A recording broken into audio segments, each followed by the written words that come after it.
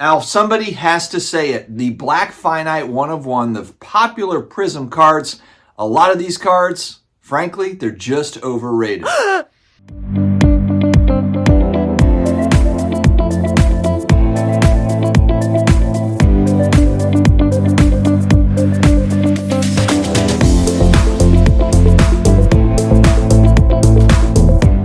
What's going on, sports card hobby family? Another day, another sports card video, a little bit of an opinion piece.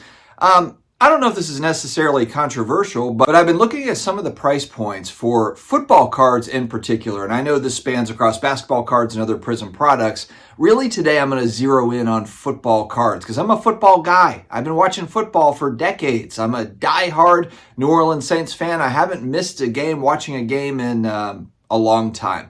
I'm a football guy, so I follow football cards and trends and that sort of a thing. And there has been a wild trend over the last, I don't know, maybe 12 months, 12 to 18 months for these Black Finite 1 of 1s. And now I've had commenters tell me, hey man, you need to stop complaining and get your money up. I heard that. I've heard that a few different times. Get your money up. Crying because you can't afford them and whatever else. And hey, maybe that's true. Maybe I'm broke and I can't afford these, and that's totally fine. I can accept that. Oh, before I continue, huge thanks to today's video sponsor, COMC.com. 40 plus million cards in the database. You can grade cards through COMC. You can shoot them off to auction. All sorts of different options. The easiest place to buy and sell sports cards on the planet. It is COMC. We're talking about Prizm today. Speaking of Prizm, a recent pickup. Speaking of Prizm, not a Black Finite, but it is a 2012 Brilliance insert set out of 25 cards in the set. And this is a gold out of 10 for my boy Drew Brees. I had to put it in the SlabMag. Speaking of SlabMags too, people have been hitting the affiliate link lately, so thank you so much for that. All you have to do is go on SlabMags. I've got a link down below, but if you're on SlabMags and you put in Sports Card Dad code, you'll get 10% off your order, and these suckers are wicked for display. Also, for all of the new PSA folks, the new PSA submitters, prices have gone up. You've been using the SCD25 code, and I really appreciate that very much. It's $25 off your first submission, 1 card minimum. Can't really beat a free $25 off your first submission, so SCD25 is the code at the shipping and billing screen. All right, so going back in time, it's probably been 18 months or so. I've told this story before, but I've got an Alvin Kamara 2017 gold out of 10 and a BGS 9.5. And there is a Black Finite 1 of 1 that was up for auction. MC Sports Cards had it on eBay, and I was bidding on it. And I knew the seller. It's Brent over at Deep Value Investor, and I bid something like $1,500 or $1,600 for it. This is before I had this gold. So I was like, okay, man, this is probably Kamara's best card.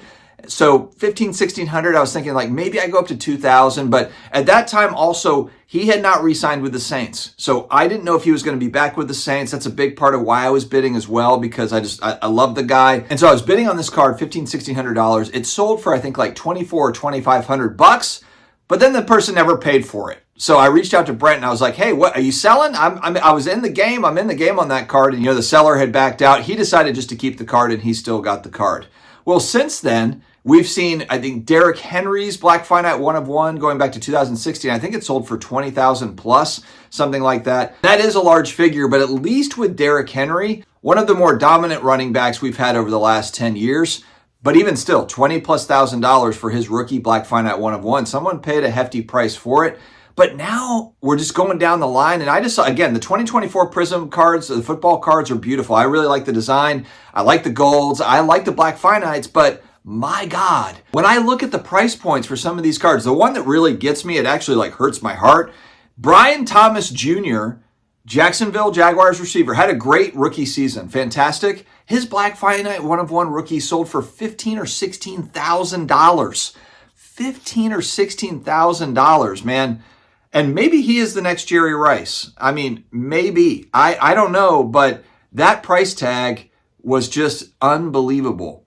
Some of the price tags for some of these Black Finite 1 of 1s, Jaden Daniels, I think there's a bounty, for $200,000 or $250,000 for his.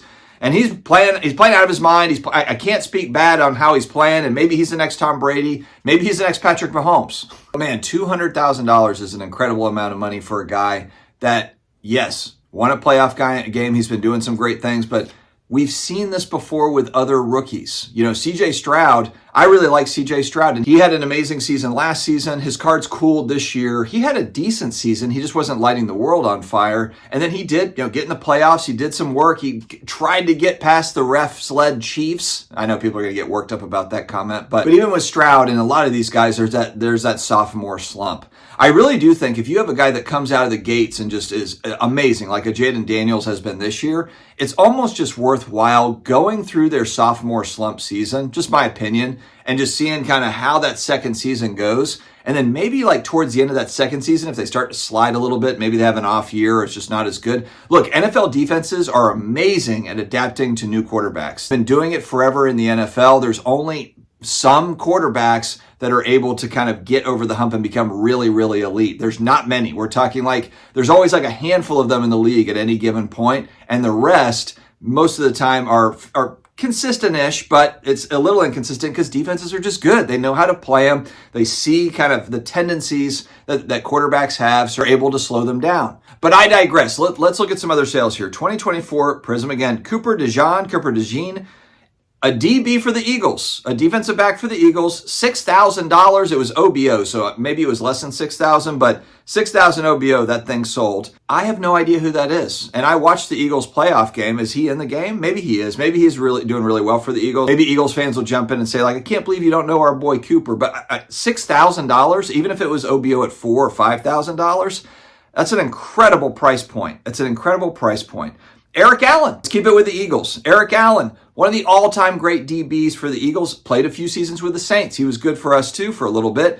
His 2024 Prizm Black, this guy hasn't played in a very long time. It sold for $700. So this is one of those kind of those really good vets. He's a DB though. This is not like a pass rusher. It's not a linebacker.